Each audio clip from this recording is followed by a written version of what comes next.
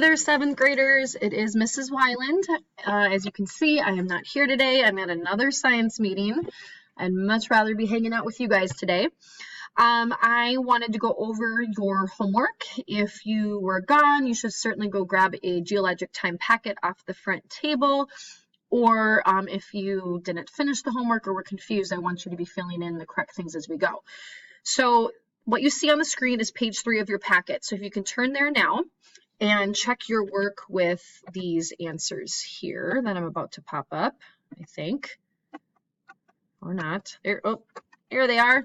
Okay, so double check that you have matched the pictures with the correct explanations.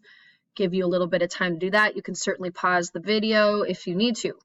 When you're ready to move on, we're just going to keep on trucking through this packet, making sure you hear an explanation for the answers. All right, so I've got some pictures. This one's probably a little blurry, but this here is called an inclusion. So when you've got little rocks within a whole bunch of other rock, the rock itself, the little rocks, are older than the surrounding rock. So that rock probably existed first, and then the surrounding rock formed probably from a lava flow as it went its way around the original rock. Here's some other cool pictures where we've got cross-cutting relationships demonstrated with these banding, these stripes in the rock. And so those stripes are younger than the surrounding darker gray rock around it.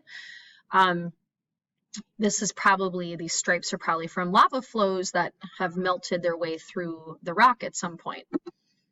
And I know this one's a little blurry, but I just wanted to show you these really cool striping patterns and how the rock layers can be completely tilted and shifted. Okay, so if you look at page 4 of your packet, here is the image that you worked on. Some of you came to the seminar last time, some of you didn't, but whether you did or not, I want to make sure that you understand the order of events in this picture. So when I'm trying to solve a picture like this, I have to remember the law of superposition that tells me the oldest rock layer is at the bottom.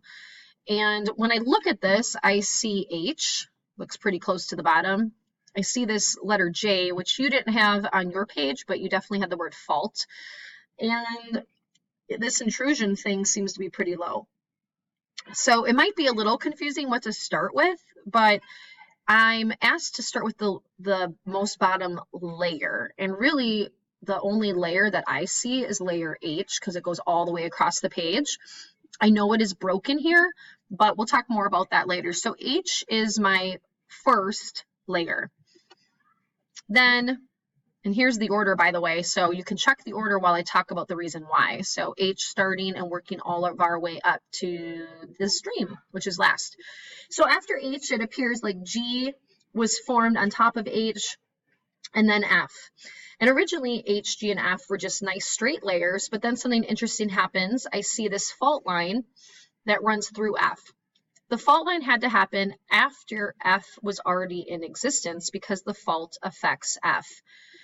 The fault does not affect D, so D did not exist when the ground faulted. And really all the fault is just a movement, a break in the crust where the ground shifts.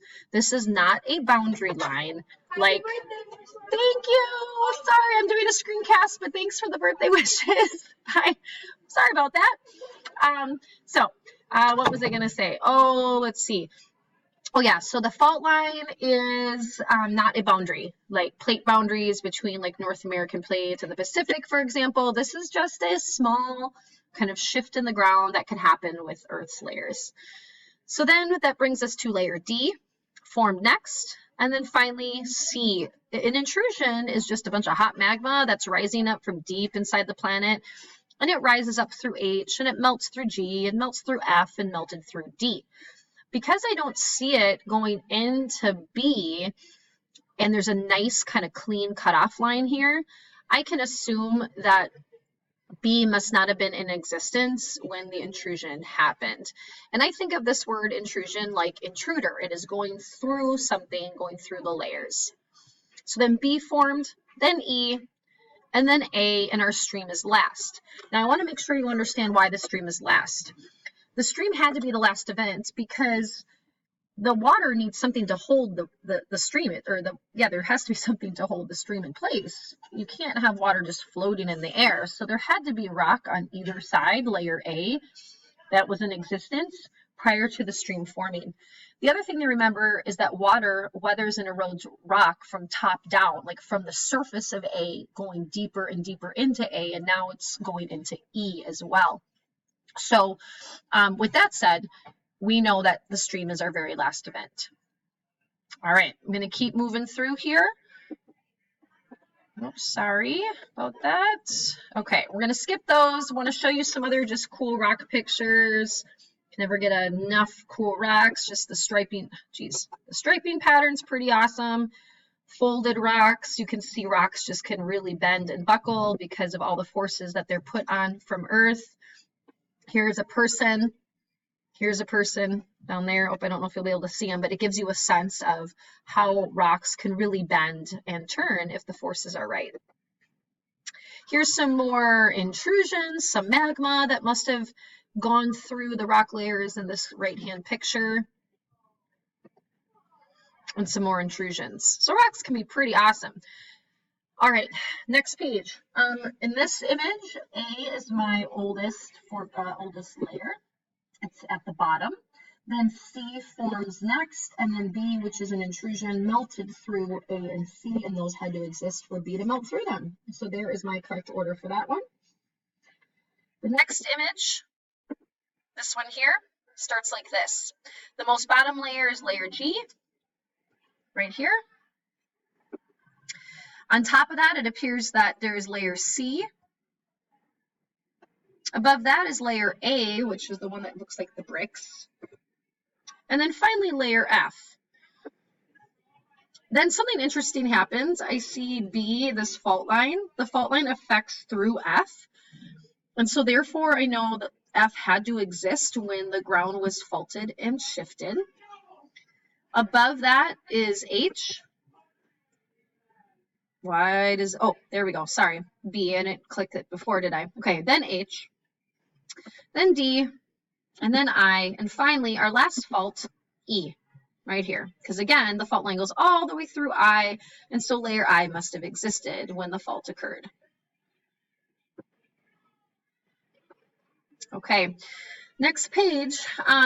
This one, your image looks better than mine, but we start with C is at the bottom, then layer E, then layer D, then layer A, which is an intrusion, and layer B.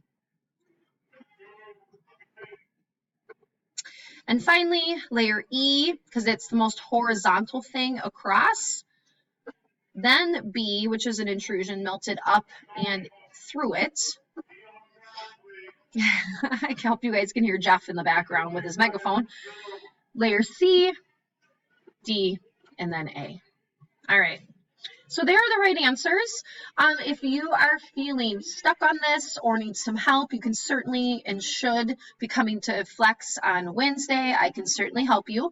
When you come to class on Thursday, you will be having a formative check on doing these types of questions. It'll give me a chance and you a chance to see how you're doing with your understanding of relative dating and superposition of rock layers. Thank you. That's the end of this screencast.